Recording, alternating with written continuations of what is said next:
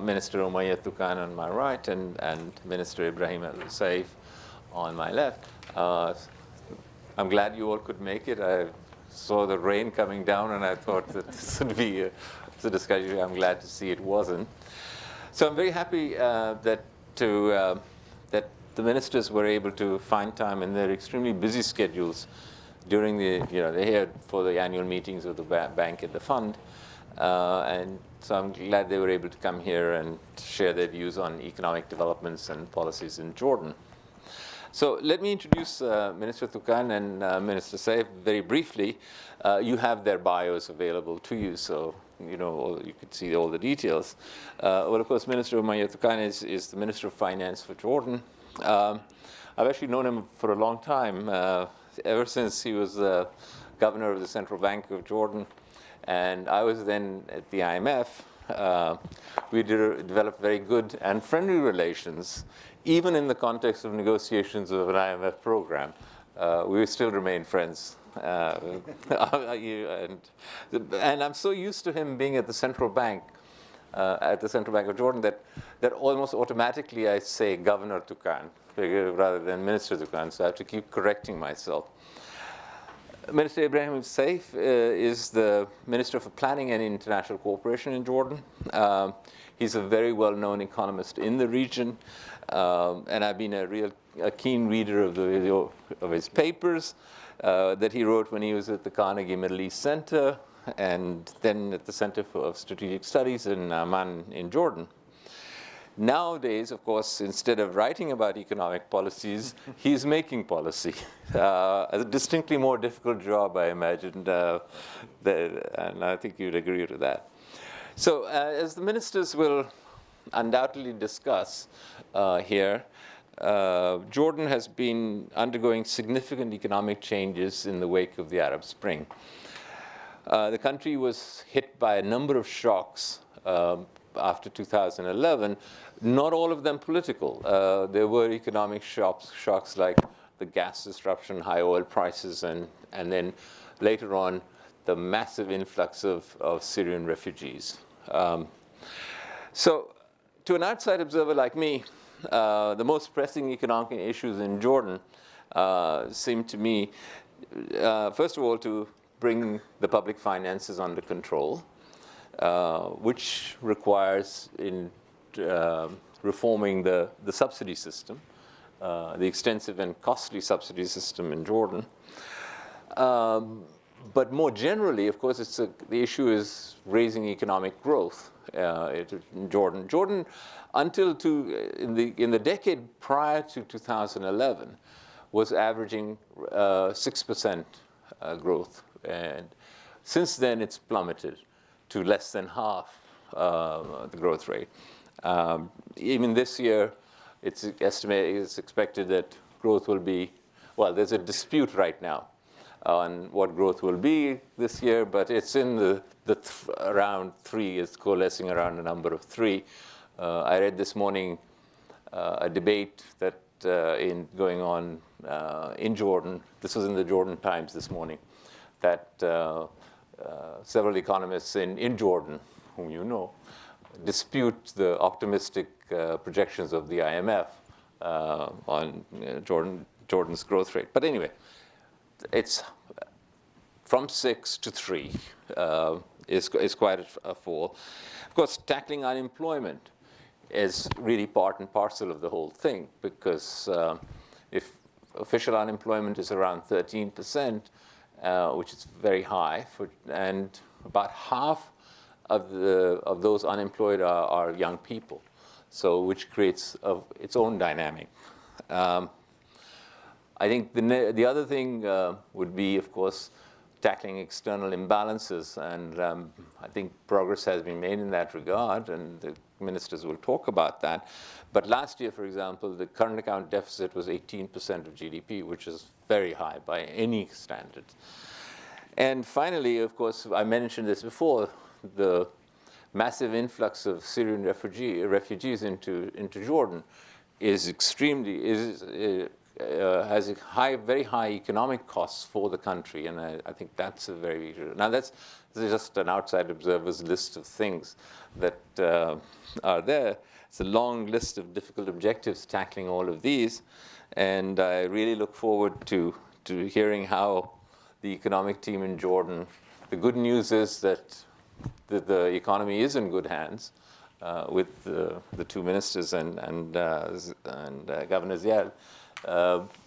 But how they're going to handle it. So the way I would think we could organize this, if it's agreeable to you, is Minister Toukan, if you could start off and speak for 10, 15 minutes. Same with you, Minister Saif, and then we'll open it up to questions and answers from questions from the floor. So with that, having said that, let me turn it over to you, Minister Toukan, to talk about what's going on. I nearly said governor again, didn't I?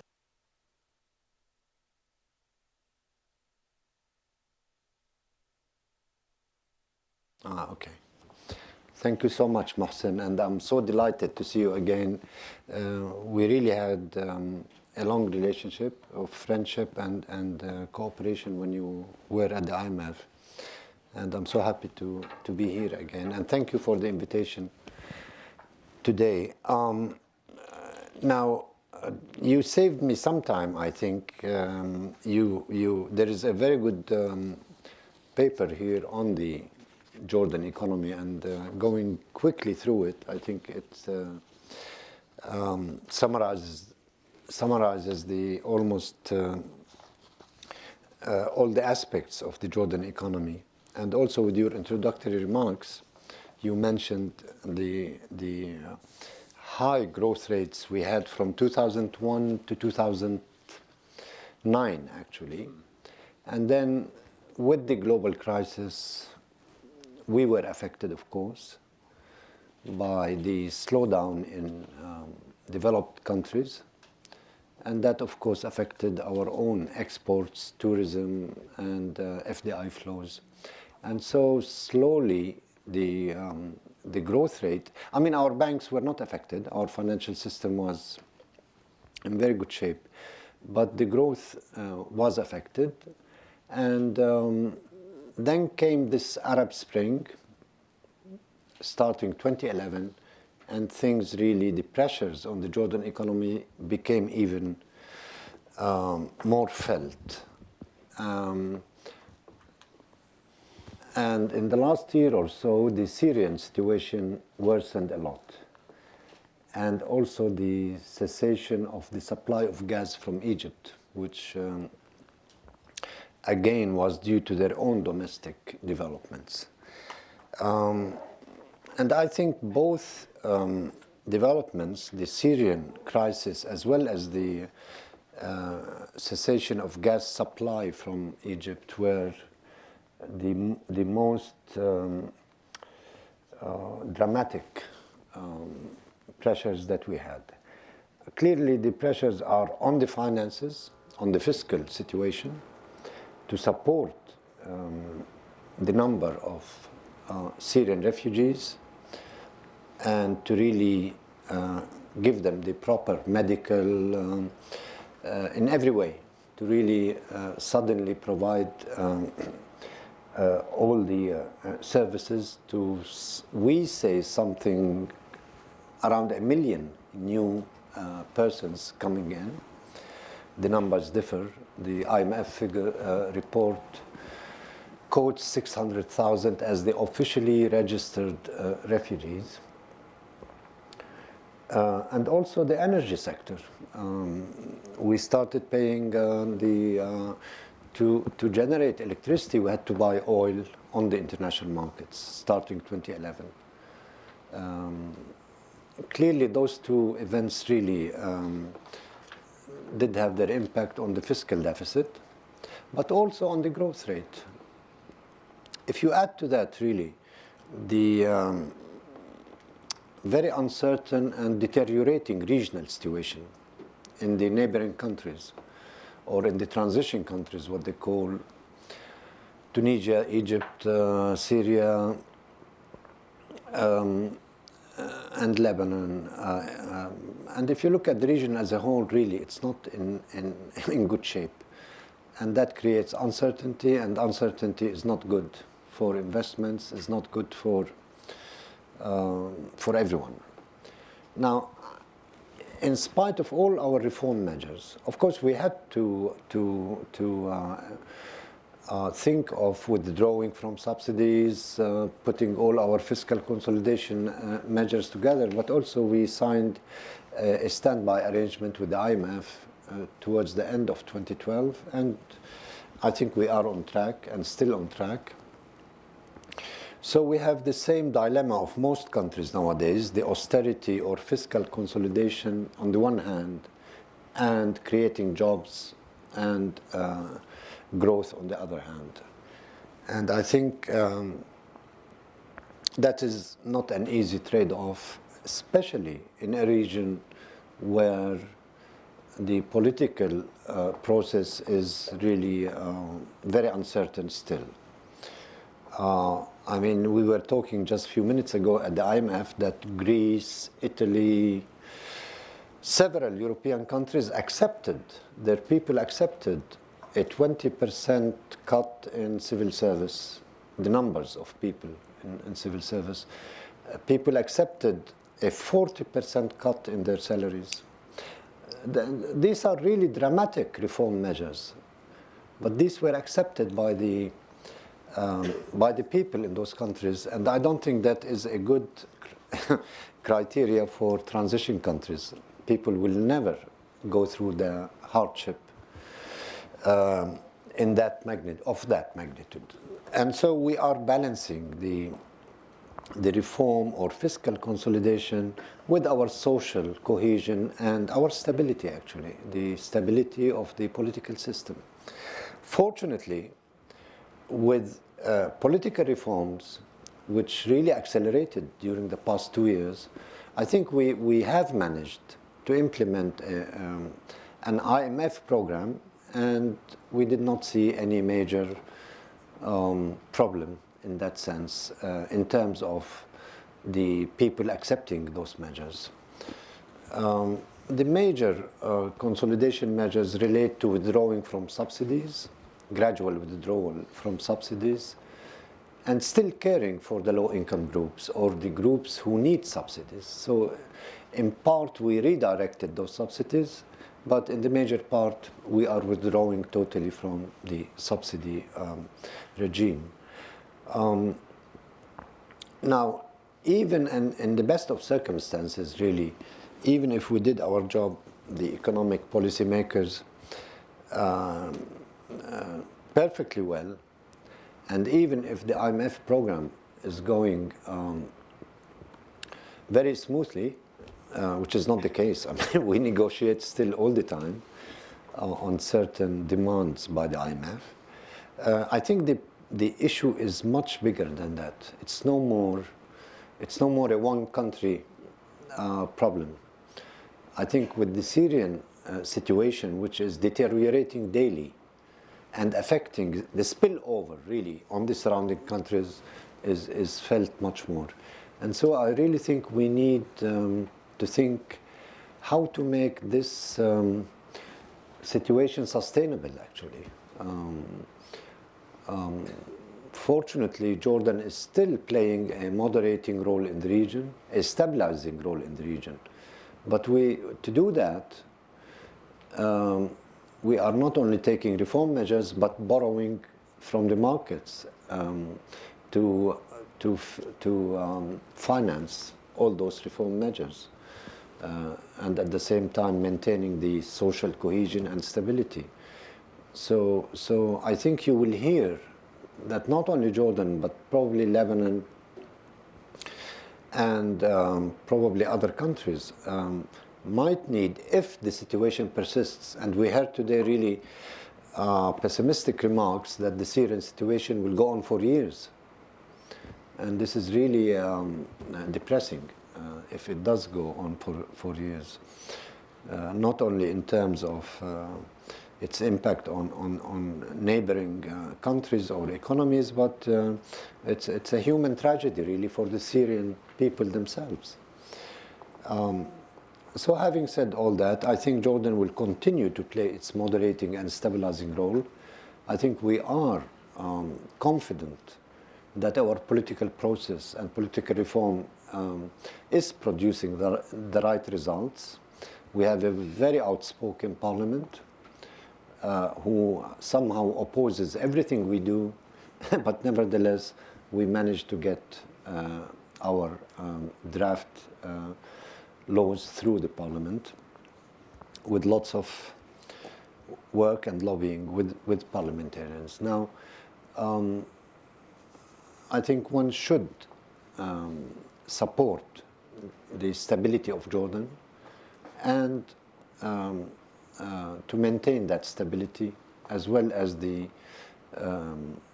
balance between economic reform and social balance. Because really I would hate to think of a region, in all humility, of a region without Jordan. Extremists are all over the place. And we are doing our best to follow best practice, not only in political reform, but in economic reform. And for that, we need your support all the time, in the IMF or outside the IMF. And incidentally, somebody told me in the Bank of England that the only two jobs that you can still, you maintain the title, are governor of central banks and ambassadors. So those are, and I've been fortunate to be both, so you can call me whatever you like. Thank you. Well, thank you very much. I think also general. The generals tend to keep their title as well. Civilian. Yes. So thank you very much, Minister. Turn to you, Mr. Saif. Thank you. Thank you for the invitation and giving us the opportunity to address this audience here and talking about the Jordanian economy. And for the sake of avoiding the kind of repetition, the Minister of Finance, my colleague, I think he provided a kind of a rather comprehensive review of what we're doing. I just want to fill in some gaps and probably complement what just he has mentioned in the sense of two things. One is that while we're taking this reform, it's not only about fiscal reform. It actually is deeper and going further than that. And also probably projecting a kind of an outlook as to which sectors that we can promote and think of. I also would like to touch a little bit on the geopolitics of the region and how it's really impacting the Jordanian economy, and even how it's in many aspects derailing the process of reform and delaying the process. And definitely we have, I think, to talk about the political economy of Jordan and how can we think about introducing these gradual reforms while maintaining the stability of the country, because no one would be able to estimate the cause of instability when it erupts. Then regaining the momentum of growth or regaining stability always comes at an extremely high cost. And yes, it was easier said than done, as you said. When you were writing about it, it's not as you're struggling with not only with the parliament, but sometimes, you know, with your own colleagues, that you have to make your case, and you have to really navigate the kind of policies that you're.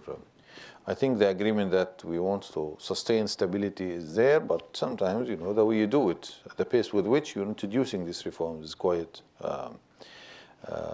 problematic in a way.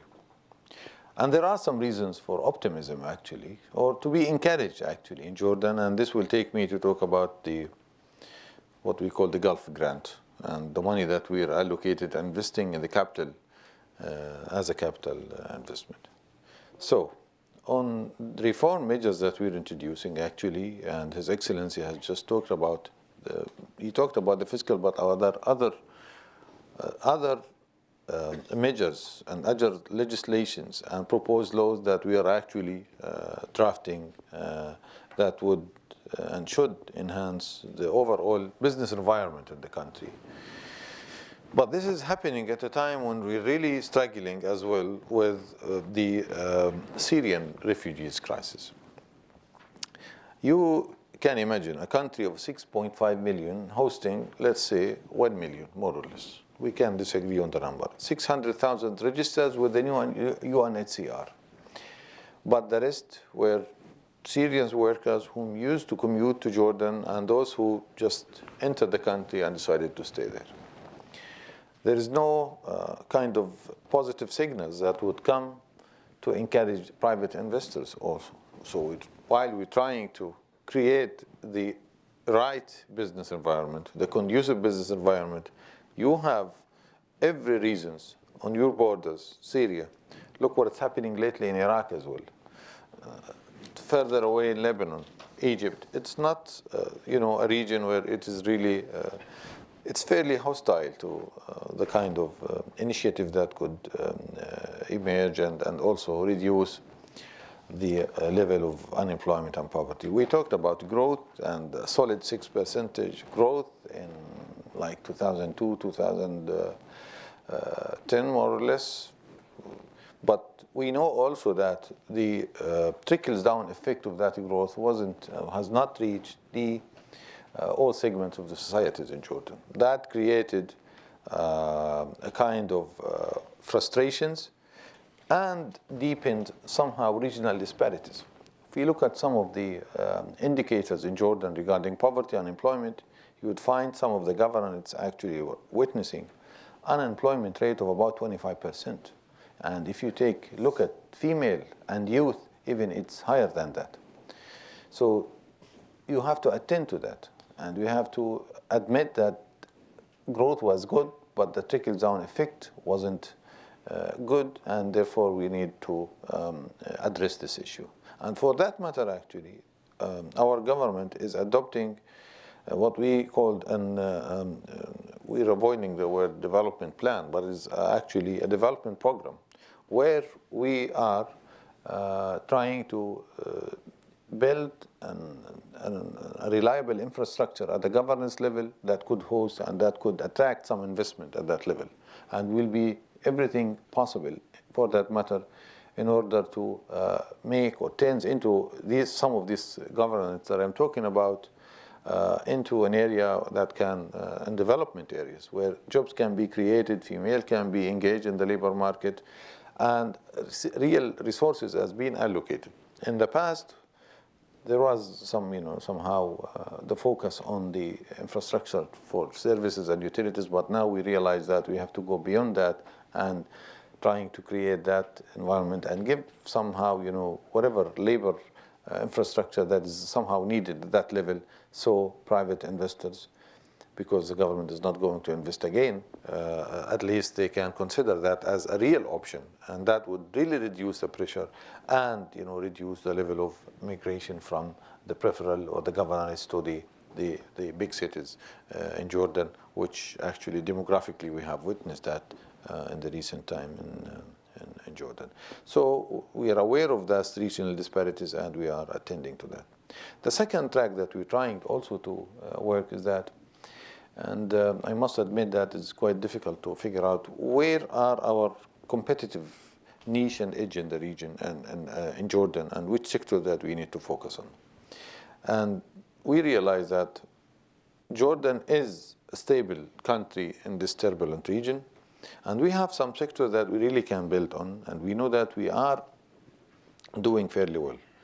Health sector is one of these sectors, which is Jordan, I think, has really a real competitive edge when it's compared to neighboring countries, and we are attracting those tourists who comes for health and being treated in Jordan and receiving that. The IT sector and the entrepreneurship sector as well is something that is expanding, and there are several initiatives about which I think I'm going to talk tomorrow in a different panel about the entrepreneurship and encouraging that kind of investment. Tourism as well is a sector that is untapped sector in Jordan. All of these are quite service-oriented sectors that actually have all the characteristics that they are geographically dispersed in the country, they can create jobs, they can attract investment, given that we have sort of the right setup for that. And we are aware of this, and there are even some measures that we as a government needs to take. Admittedly, Jordan is this middle income country, but we have our bureaucracy at large.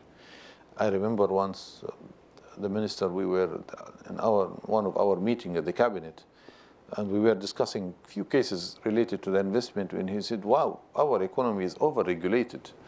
And I totally agree with it. It is somehow over-regulated because, they've been trying to protect so many things when they were introducing some of these measures, and we stuck with this. And you stuck with it for a long time. And whenever you have a hostile parliament, a parliament that is not appreciating, that you really need to open the economy at that level, that's something that we also are aware of. At the sectoral level and at a very much details level, we're trying to overcome some of these difficulties and challenges that we're encountering. Now, the public sector, few more minutes. The reform is happening at a time when the political environment in the region is not right. So when you come and talk about cutting subsidies, or actually it's not cutting, it's reforming the subsidies. We know that. If you take the energy, if we take the subsidies that goes into water, or bread for that matter actually, we know that the distribution, when it comes to reducing poverty or creating jobs, actually the distribution, we are fully aware that the richest quintile of the society are taking much more than the poorest threshold in the community. Yet, whenever we touch on that, actually, it's a highly sensitive issue, and God knows how many times we have really to negotiate and meddle to come up with a formula for reducing this kind of subsidies or reforming this kind of subsidies. So we are shifting from subsidizing commodities, no matter what is that, to the needy people in the society. But politically, this is a very complex issue. This is, it's easier. You can show it on paper and it's quite obvious. But to introduce this, you really have to do it gradually. You have to buy time to do it, and you have to buy in also.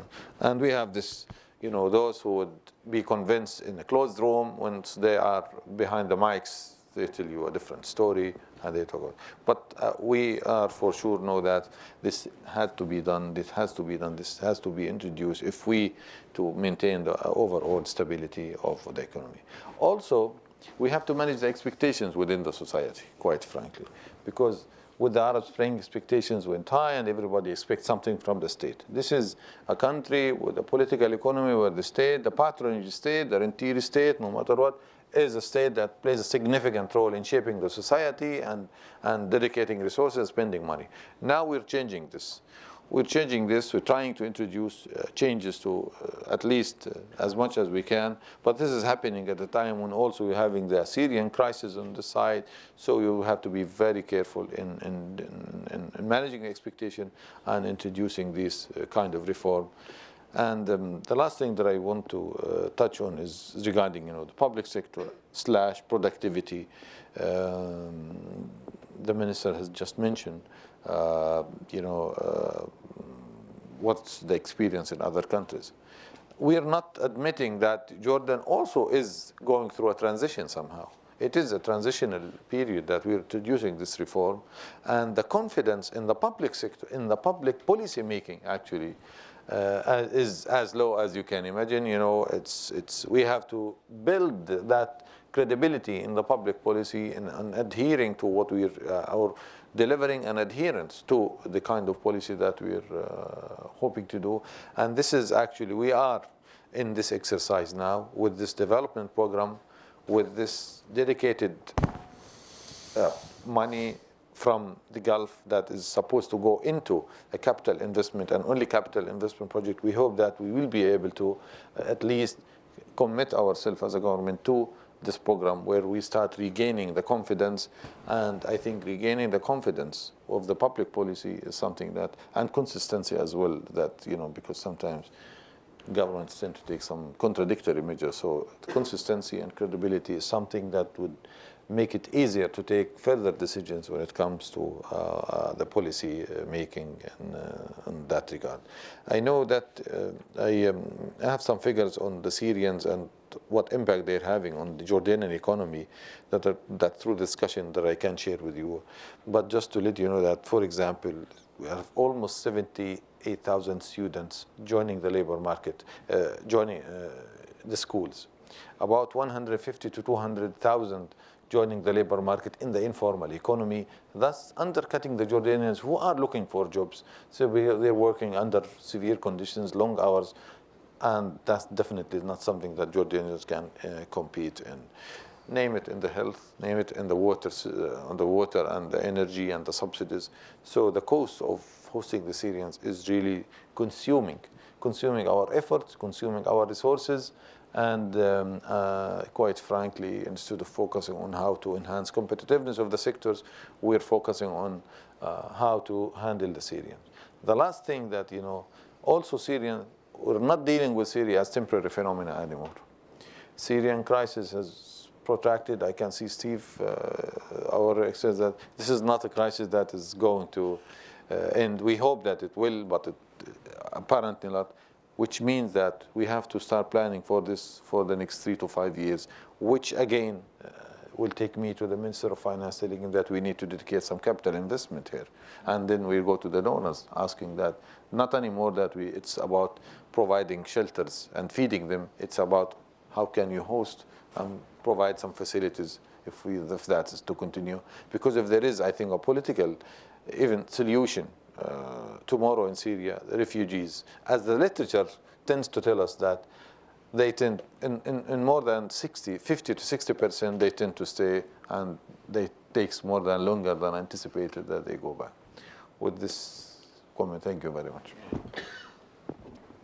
Well, thank you, Ms. Saif. I think we have a very good overview of the Jordanian situation, and I think you certainly probably in the question and answer will be asked about the numbers you have on the Syrian crisis, on the costs to Jordan of the Syrian crisis. But let me just start off with one question which is addressed to both of you, and that is taking off from what you were saying, Mr. Saif, is that you had a very solid 6% growth rate for almost a decade, but there was limited trickle down, and which means that essentially you have a new paradigm now, which in the region you have a new paradigm of the so-called inclusive growth, and many different people have different ideas of what inclusive growth means. But it does mean essentially that you have high growth that leads to job creation, that reduces income inequalities, is fair and just in some way. People put different weights on different aspects of it. Now, my question to you is to try and get back. All right, given a financing constraint, which you have, my question is how do you balance the fiscal adjustment that you necessarily need to take with the capital expansion that you need to at the same time take for investment, for public investments, in order to basically get growth going within an environment of fiscal stability and a given financing envelope that leads to greater job creation and reduction in income inequality. Because reduction in income inequality is a difficult concept, because to me as an economist, I've always thought that reduction in income inequality is a fiscal tax and transfer kind of problem, not anything else. But nevertheless, so my question to the two of you is how do you actually get back to that higher growth rate within an environment of a financing constraint, within an environment where you have to get the public finances in order, within an environment where you have an external balance constraint, And Dr. Saif, from that point of view, how do you do the allocation of? And I've stressed the fact that financing. How do you do the allocation towards capital within this environment? So, can I ask you to? It's a piece of cake, really. But more seriously, I think first the austerity versus growth debate is really very lively and common to most countries nowadays. I was surprised, maybe in a delightful way, to see that the United Kingdom, who was attacked for austerity measures, had the highest growth rate in European countries. So probably, if you do it the right way, it is possible. But basically, our policy is that, of course, the public spending for investment or capital projects should be replaced by the private sector savings, actually. And this is where your measures to open up and to have an investment-friendly climate, this is where it really fits in very well. So you have to review all the measures we took to make the country more open to investments. And I think, basically, some members of the cabinet may disagree. I don't know, Saif, Ibrahim will agree with me. What really attracts investment more than incentives of tax breaks is stability, the rule of law, good governance. Those are the qualities. If I were an investor, I would ask for those things. So that's one way on how to address this, the lack of public finances to spend on capital projects. You replace the public sector by the private sector, whether domestic or international, and that's where FDI flows are important. And for FDI flows to come, again, I emphasize you should have the right governance, good governance, and the right rule of law, democracy, freedom of expression, and all those things. Oh, and of course, the right fiscal and monetary policy to have the right inflation rate, interest rate, and exchange rate. Otherwise, things don't work. But in this particular case, we were also fortunate to have the GCC allocate $5 billion for 5 years for capital projects. So that really helped to compensate for the shortfall in Jordanian public savings or public spending. On the inequality issue, I think, unfortunately, I think it's one feature of capitalism that that growth is not distributed equally. And that's why I think way back, maybe 200 years ago, that issue was recognized, and that's why you have social safety nets much more in developed countries compared to emerging economies. I think the issue of and I agree with you, we were taught at school it's a matter of taxation and transfers. No, I think today people think more of the quality of life. So it need not be that growth should equally be enjoyed by each and every citizen, as much as everyone should be provided for, or to be enabled, or to be included in the. That's what I think all-inclusive growth concept is trying to achieve. So.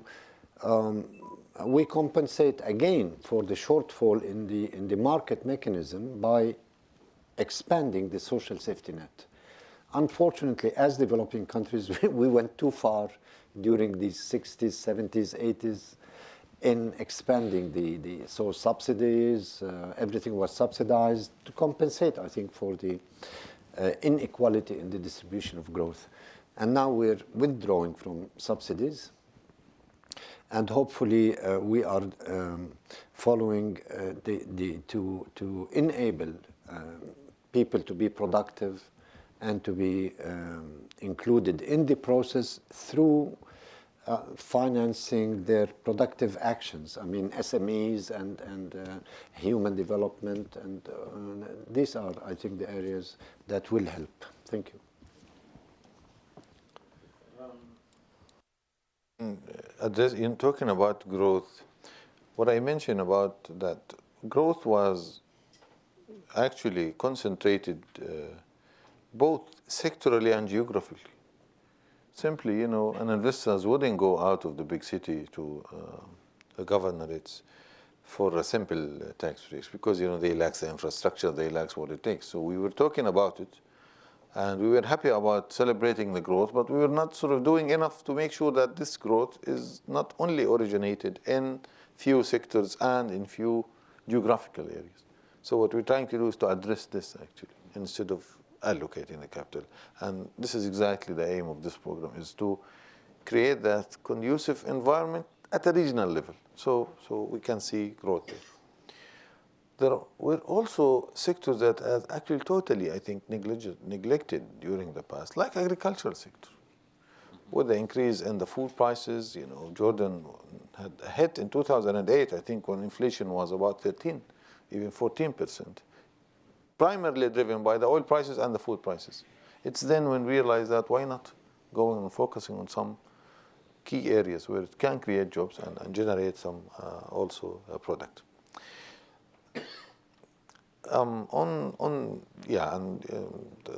Dr. Ummaya talked about the Gulf Grant, which is basically going to fund this capital project. But what I want to mention here, another dimension actually, and that when you talk about the SME sector and promoting this sector, and there is this ongoing debate now, even in Jordan, that is it lack of resources or lack of other technical know-how, or if it's sometimes even lack of ideas.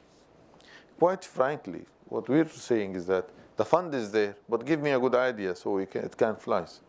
How can I create that linkage between these SMEs and some of the big corporations in Jordan, in the country, so you can at least have that linkages, the supply chain. This is what we're lacking actually. So it's not actually, effectively we have resources. We have money allocated for this.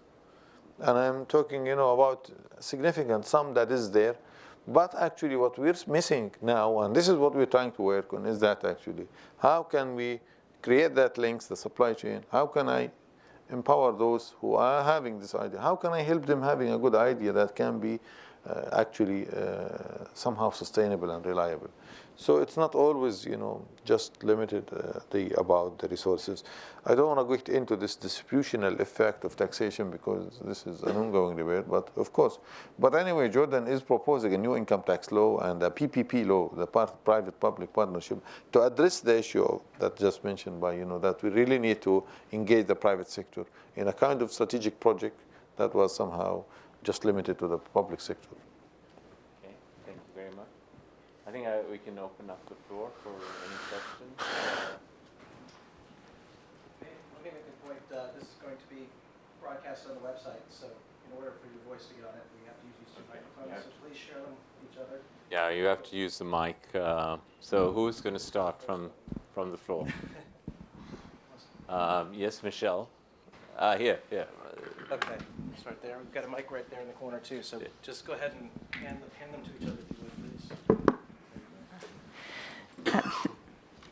Thank you, Mohsin. And thank you both very much, Minister Toukan and Minister Saif, for being with us. Mohsin and my other colleagues and I just returned from a conference, and we were discussing the issue of subsidy reform and sort of changing the social contract and so forth. And one issue that came up repeatedly was the question of public trust.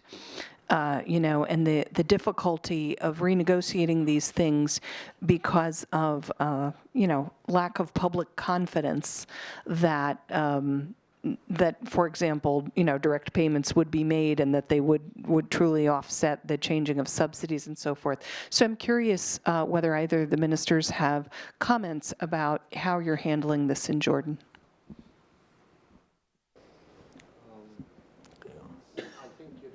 The credibility of governments or the perception. Put it on. It is on? Yeah. Okay. Well, that's an issue, and it's a problem always, that the credibility of governments can go up and down depending, frankly, on the what is delivered and what is not delivered. Unfortunately, governments in our region used to promise the world and deliver little. So there is a credibility gap, and I think the only way to address this is never to announce anything if you're not planning to deliver. That's one. So the announcements should be consistent with your actions, 100%, but also transparency, accountability. The political reform process, I think, will gradually, over time, will help to settle this gap, which you're right. In fact, that's in the literature of expectations. If you announce something and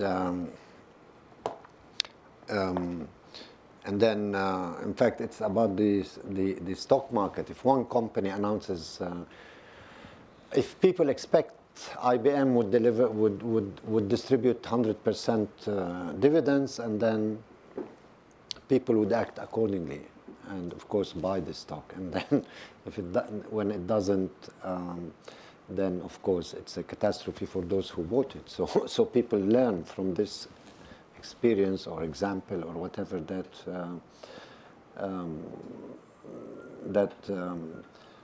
to be careful whenever it comes to people promising you or making announcement, and that applies to governments, I think.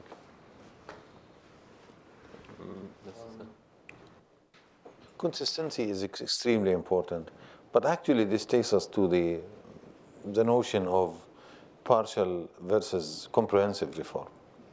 Because if you are like what we're doing is that you're cutting subsidies here and you're leaving it there, the public, there will be a resentment to the kind of measures that you're taking, because it's if it's not sold as a part of a comprehensive package, because you are touching on the social contract and you have to find the new pillars of this new, then this gradual approach would always undermine the credibility of the policies that you introduce. But on the other hand, now I'm telling you that it's extremely difficult also to sort of introduce a full-blown program that is doing. So the issue of credibility will be always there. So you compensate for that with consistent, the consistency that you would adopt for that matter. Otherwise, because you're changing bits or pieces of this social contracts, and you're not letting your suspect knowing where you're heading with them. So that's why it will always be quite problematic, unfortunately. Faisal? Thank you, Ministers. Minister Saif, I wanted to ask you if you could touch a bit more on the political economy aspect. You mentioned that the sort of disruptive but necessary reform process may actually clash with the established power relations, economic elites, and the patronage networks. How do you think that may be addressed without destabilizing the political system?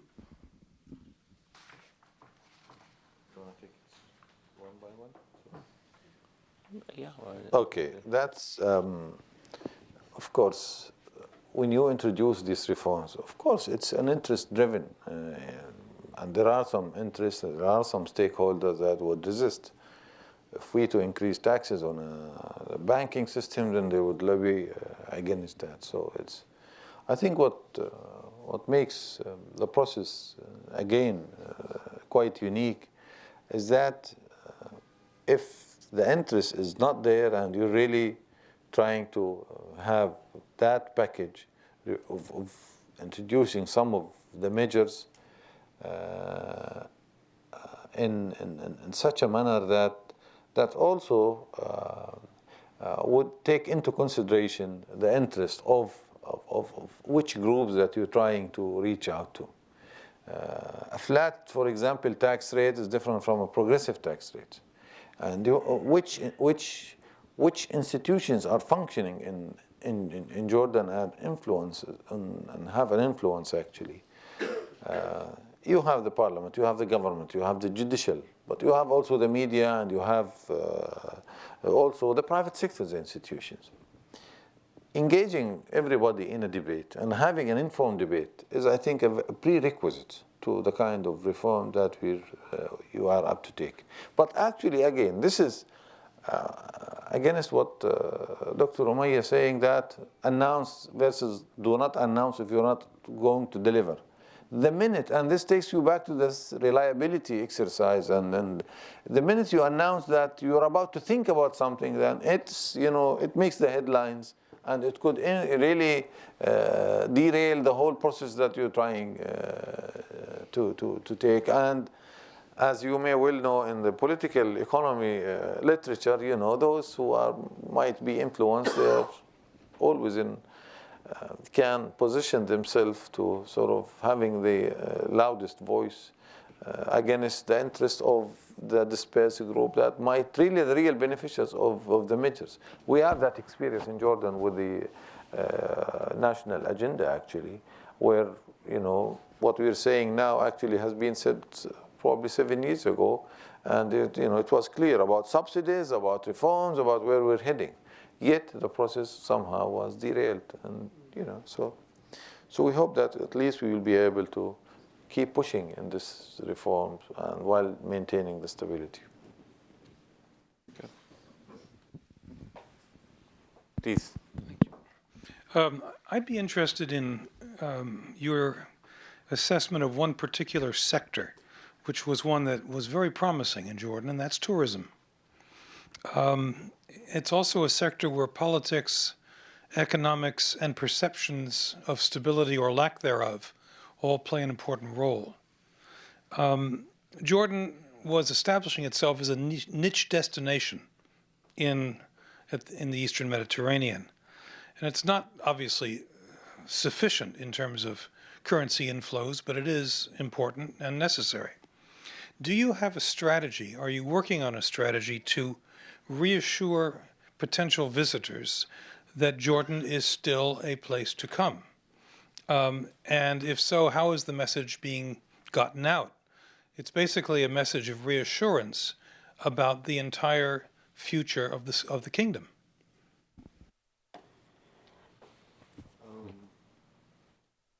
Both. And you, it's you. I don't know if I'm the right person to answer. But you're an expert on Jordan. So tourism, really, we say in Jordan that it is our oil.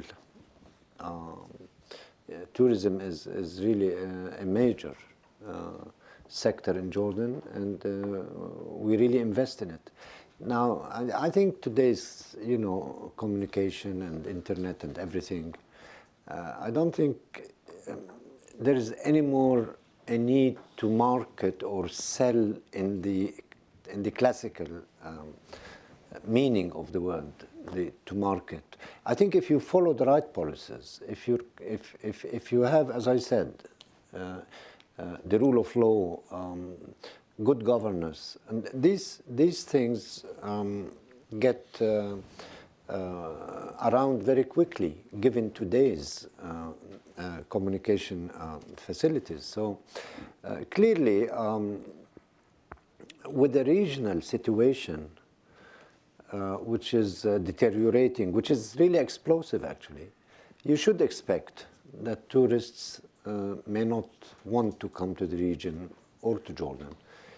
Nevertheless, until to date, and my colleague can correct me, our numbers for tourism did not decline for tourist remittances or income, the income from tourism. If I'm wrong, I will. Arab tourism has increased actually. So Arab tourism compensated for any shortfall in the. At any rate, I think we have so many sites in Jordan, and we are developing medical tourism. We are really doing a lot in terms of the tourist, because it's really one of the most promising sectors in Jordan. Please. Sorry. I'm a Jordanian visiting here, so if I may take this as a quick or two things. You had Michelle asked about the government, and if the government, swear with their God that they don't take anything, nobody will believe them. But as a private sector, I can tell you, there is nothing to be taken. We are a very poor country. So, I mean, what are they going to take? Cents and pennies. So, people keep talking about, public sector taking, not confident. This is not the case in Jordan. No, I know, but I mean, this is the case in Jordan, about governments in general. When it comes to tourism, I think Jordan has one of the best places to offer when it comes, you have Petra, Jarash, Wadi Ram, Dead Sea, name it. I mean, from a political, you can have medical tourism, and I was just talking to a person in State Department earlier about this, to religious tourism, to just regular tourism. If people just stop watching CNN and listen to their hearts, they will come to Jordan. And I was leaving, I've been here for 2 weeks. As I was leaving, I took Air France flight. The gentleman next to me was coming from Paris, and he said he had the best time of his life. I said, maybe I should have took a YouTube for you and put it online. And this is maybe what we should start doing. Interviewing people who are coming to Jordan and having a good time. We have good, excellent people who can host you, and you will enjoy it. But just stop watching CNN. Jordan is definitely a safe place to visit. And for me, when people tell me they come to Jordan and they're afraid, I said the only thing you need to be afraid of is get hit by a car crossing the street. As that's the danger of it. That's quite dangerous. Okay, any other questions? I think one of the questions that didn't come up, which I really did want to follow up on, Minister Saif, is the Syrian refugee costs. I think this is the second, at least in the last decade, this is the second large inflow of refugees into Jordan. First time it was the Iraqi refugees. The advantage when we were discussing outside, Fawaz and I was in Jordan then, those days when the Iraqis were coming over. The advantage, of course, with the Iraqis coming over was the Iraqis had money. A large proportion of them came with money. And so I remember being driven around Amman by a friend there who driving me through the nice neighborhoods and pointing out, that's an Iraqi house. That's just been bought by an Iraqi. The Syrians are different.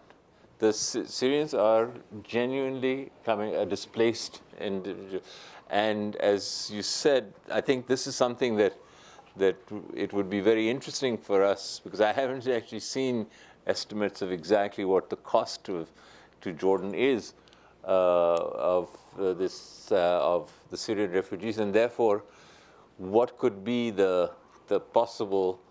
I'm putting on my Atlantic Council now hat and saying, what kind of message could we try and help communicate to the U.S. U.S. administration and the donors and the international financial institutions about what this shock is costing the Jordanian economy and the Jordanian public finances too. Sure, and the social, also we have social problems. And the social problems too. So please, Ms. There are many ways actually, and I'll tell you why we're not coming up with the figure on the coast, and I'll give you the figure. The issue when it comes to the Syrians is that, let's say that we have actually what we estimate between 1 and 1.3 million, because the number keeps changing. Now, there is an enormous pressure that was put on the labor market. Jordan, actually, before the crisis in Syria used to be the second largest trade partner for Jordan. Now, there is nothing. Jordan used to be the transit country of export from Lebanon, Syria, and sometimes Turkey to the Gulf. Now that has been lost. So there are some, actually, Jordan used to be also the transit country from Gulf is coming in the summer to spend their holidays in Lebanon and Syria. So that's actually by way that we've lost this that market. Now, we tried actually. We have tried to come up with an estimate of the operational cost of hosting the Syrians. And we estimated how much does it cost to get the kids to the schools, providing the food and the subsidized items and the health, the infrastructure needed for that, and the water. And we came up with a figure that the operational cost is actually within the range of 700 million a year to deal with the existing number in the US dollars. But now, also, we cannot keep dealing with it on just the premises that is, the operational cost. On top of the indirect cost that we are incurring, you have to consider that additional investment now is needed to host them.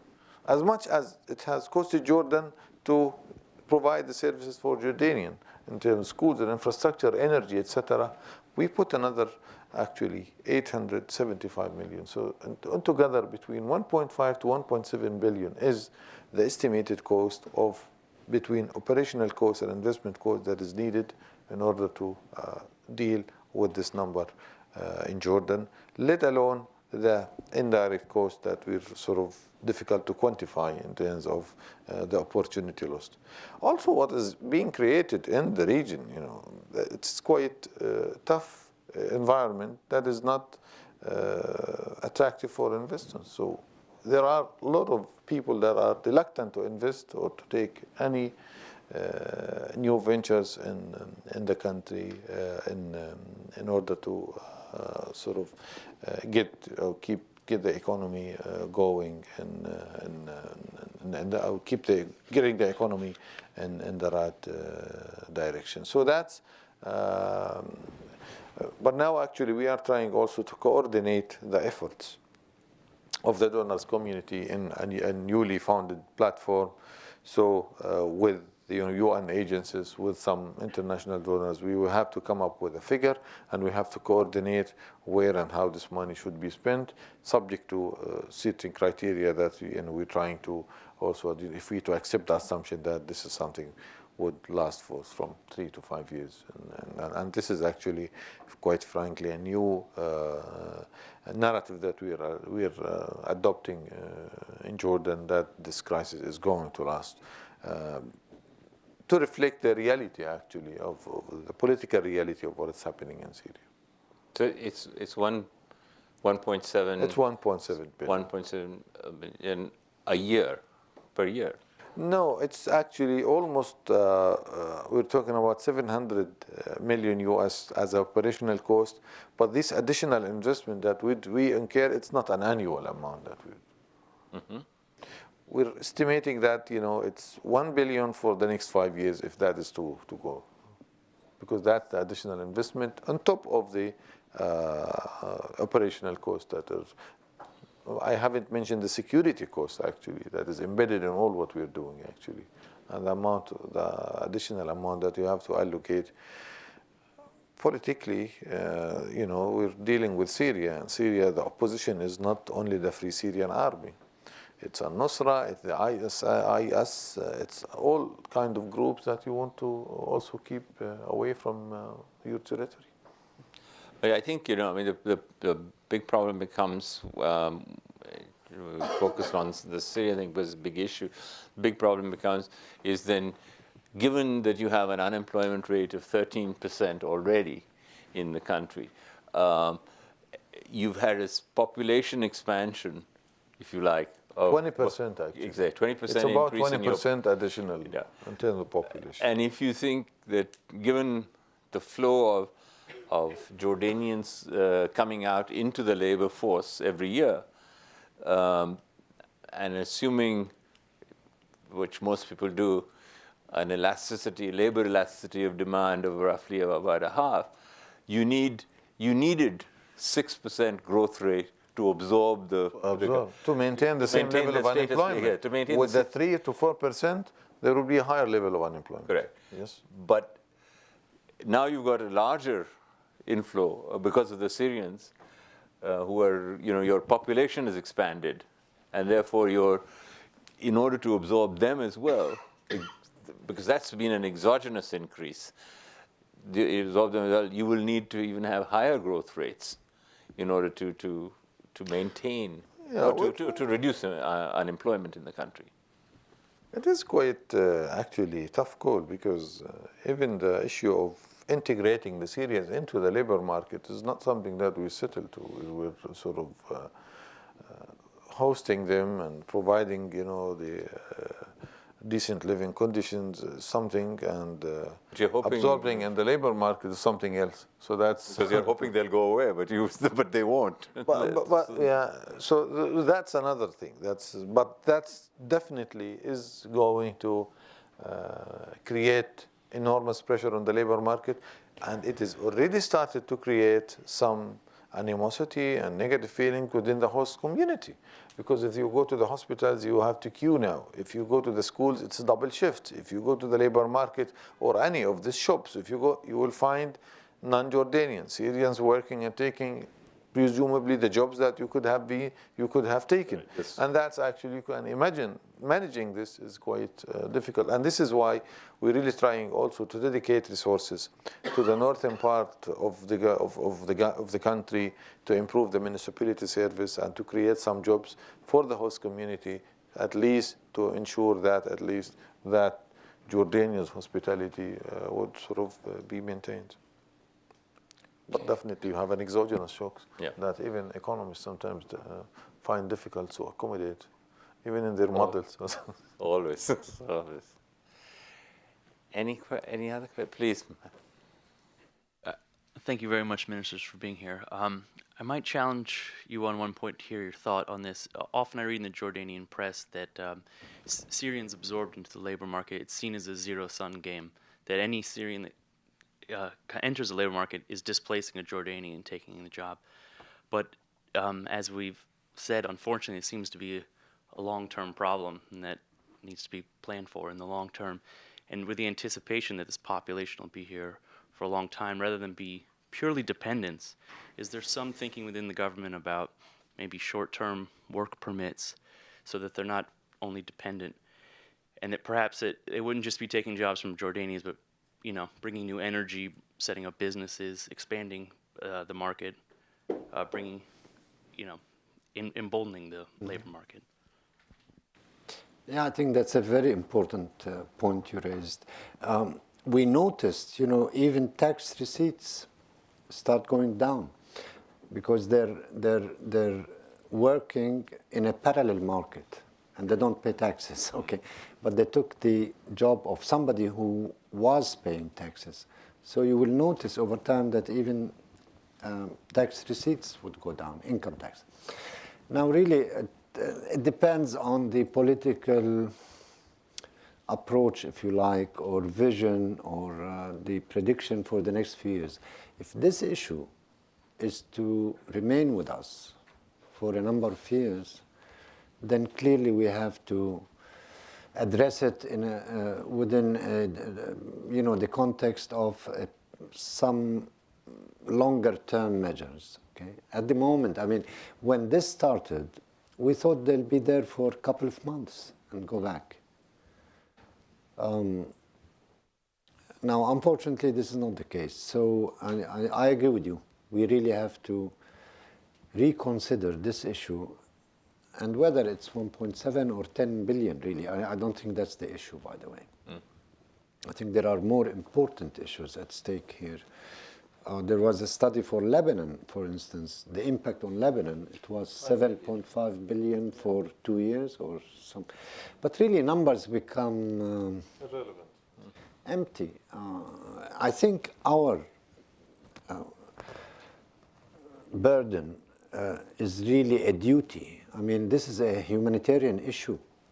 You can't put a value, dollar value to it, okay? I think, you know, we're doing our duty. It's our duty to, and I always, not always, but I joked at the State Department once, you know, Jordan has been receiving influxes of refugees from 1948. Yeah. You mentioned Iraqis, Lebanese at some point, Libyans, Palestinians. And so I think we deserve our own Statue of Liberty, to, you know, or maybe move the one in New York. We earned it. Yeah, we earned it. But this is really a Hashemite policy. They feel they have a historical role or responsibility, if you like.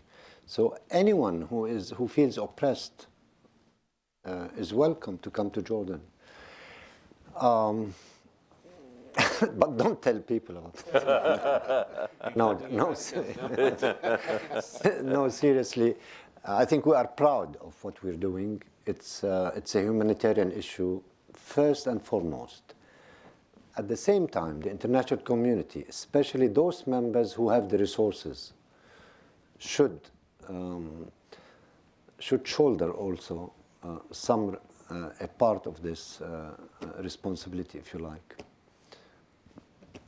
Well, you know, with our government shutdown, the Statue of Liberty has been closed, ironically. So maybe it'd be more fitting for you. I hope they resolve it by midnight tonight. It's The shutdown too? Or, no, the debt ceiling. Not the shutdown, the debt ceiling. The debt ceiling. But that would allow them to. That would allow them to resume operation or not? Not yet, no. That's the next decision to be made. Please, Steve. Thank you to all three of you. We've talked a bit about the impact of Syria on the Jordanian economy, but what about the broader regional environment and the challenges, the additional challenges that Jordan faces because of the level of turmoil that's being experienced well beyond Syria into Egypt, North Africa, and so on? I'm not sure what share of economic activity of Jordan is connected to the region as opposed to Europe or the U.S. or Asia.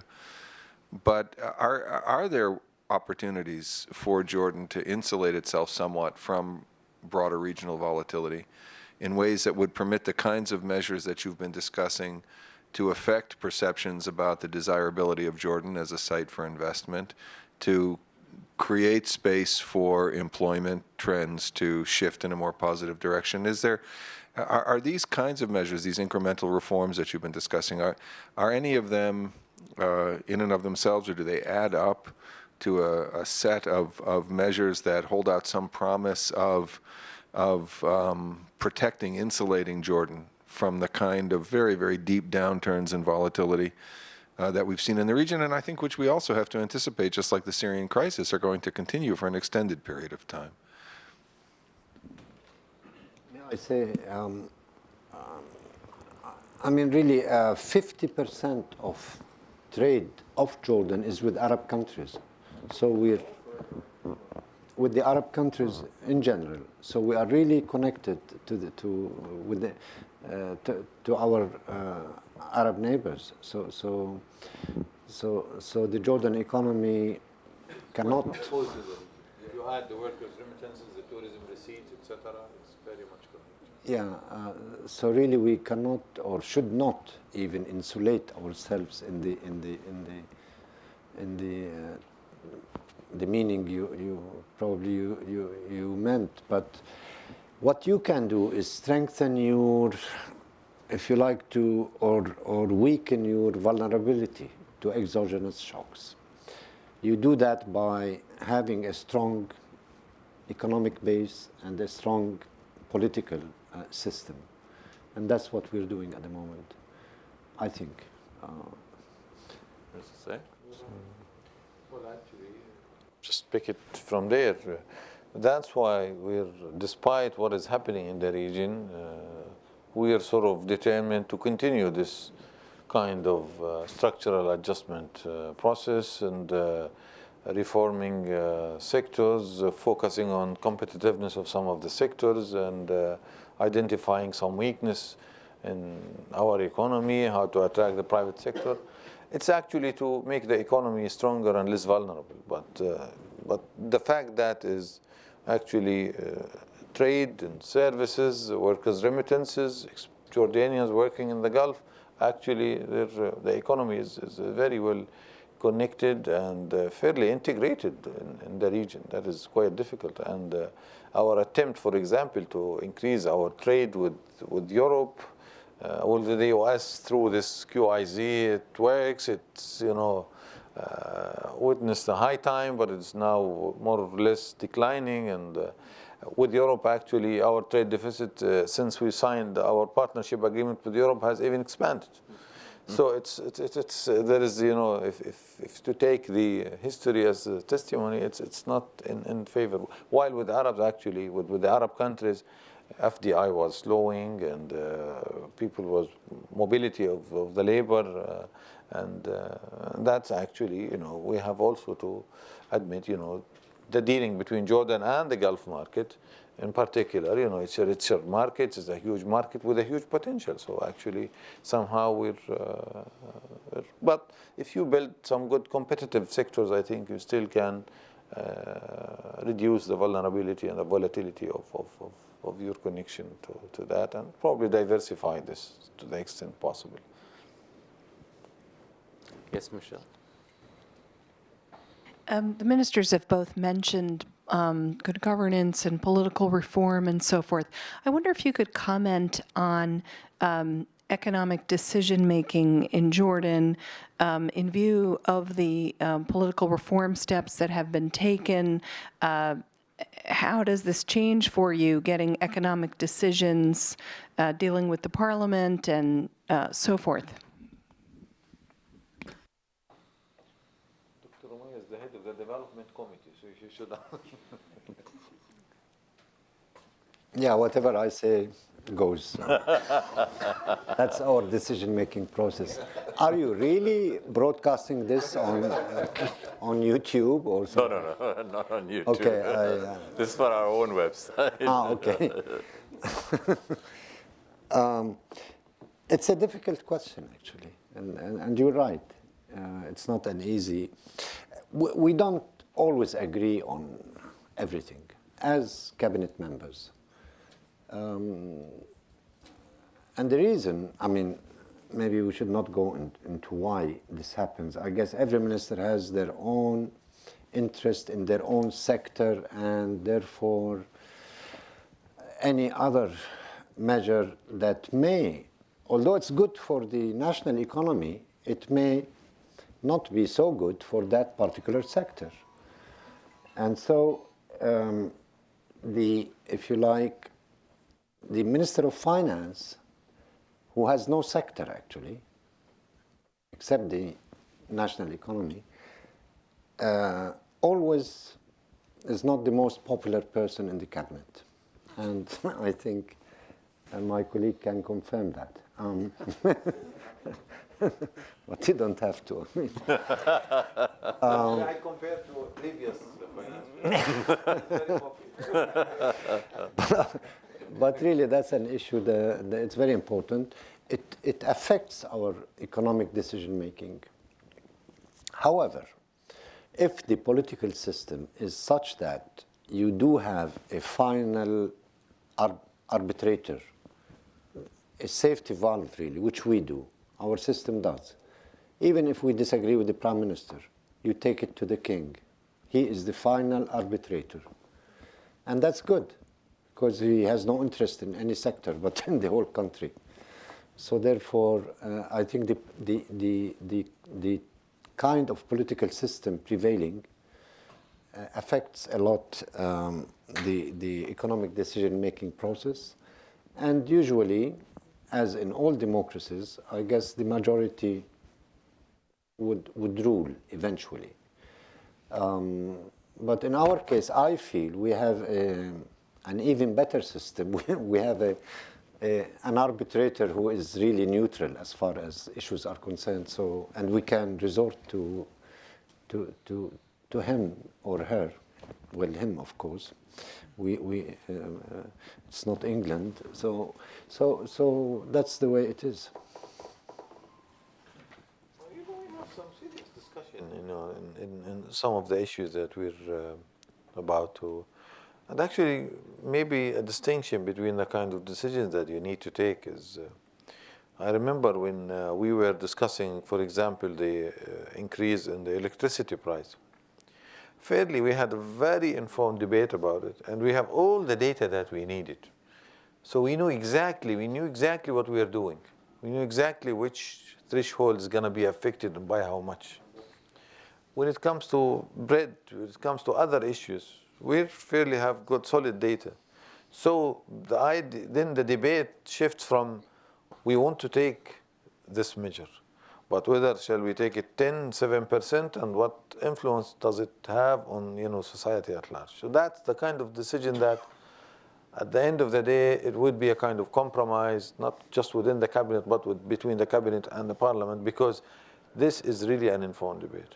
I think what His Excellency has referred to at a sectoral, of course, the Minister of Agriculture is willing to see his sectors protected and flourishing and growing as well.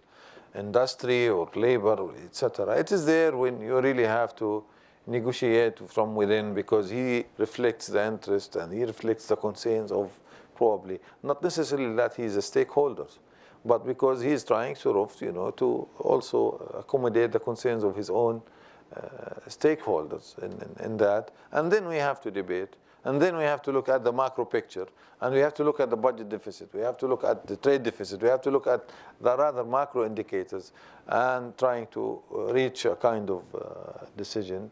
But the good thing is that we really, sometimes having a healthy debate, not necessarily that we will all agree, but it is the nature of the thing that you will have a debate regarding some of the controversial issues, and sometimes regarding the timing of taking some of these decisions, which might be right, but the time sometimes doesn't play on your side, actually.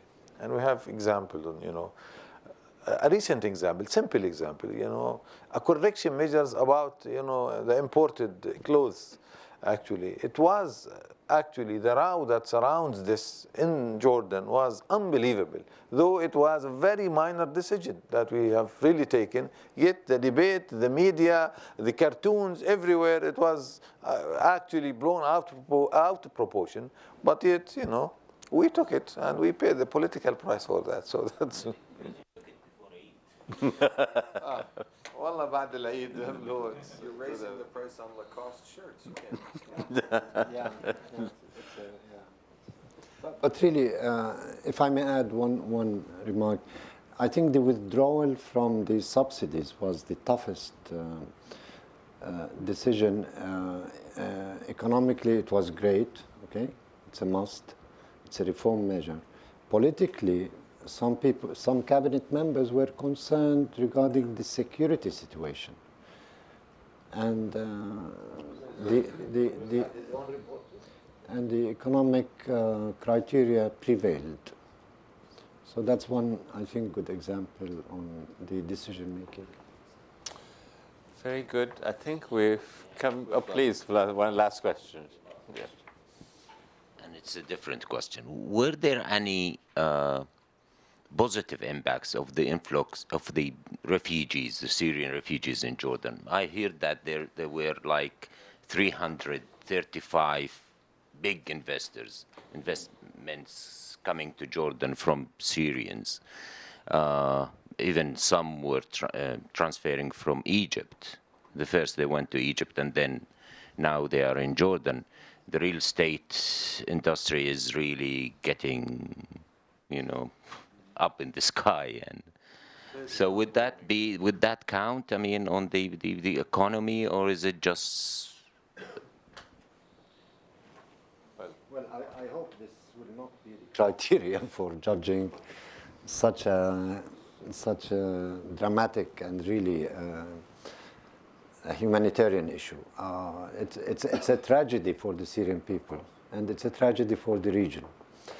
And I don't think it should be really measured in that way. Of course, I mean, depends how you react to a certain situation. You can make it positive, even if it's negative. So I think it depends on the way we react to. But Jordan, I think we have a record in reacting to crisis in a way which somehow turns out to be good. Well, actually, just the last Please. statement, because I promised to end on a positive note. Well, Jordan is well situated, actually, to take advantage of, the aftermath of the crisis. Jordan could be a gateway to the Iraqi market. Jordan also could be a contributor to, hopefully, the post-crisis, the reconstruction of Syria. That's something that. But just to answer on this specific question, because I know that this argument has been sort of floated as, the positive aspect of, in addition to what His Excellency has just mentioned. Actually, figures do not lend themselves to support such an argument, whether in the real estate market. Actually, I think, if I'm not right, the receipts of the government has declined from the real estate recently.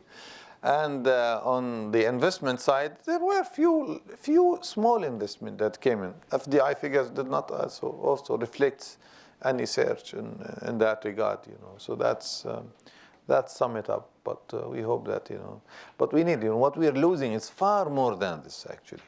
On top of, our proximity to Syria, and but also the foregone opportunities that we are losing is beyond,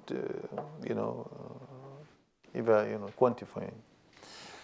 Thank you very much. I think just end with two small points. One, we've been talking about competitiveness and, which the competitiveness of the Jordanian economy, and that depends on productivity, on wages, and of course on something we haven't touched on the exchange rate. And I must tell you one small anecdote, which is to remind Minister Ummaya.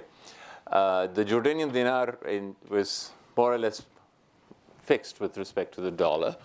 And I remember being in Jordan when the euro became very strong relative to the dollar. So the question was, it was causing a lot of people, particularly people wanting to import from Europe. It was costing in Jordanian dinars, it was costing much more.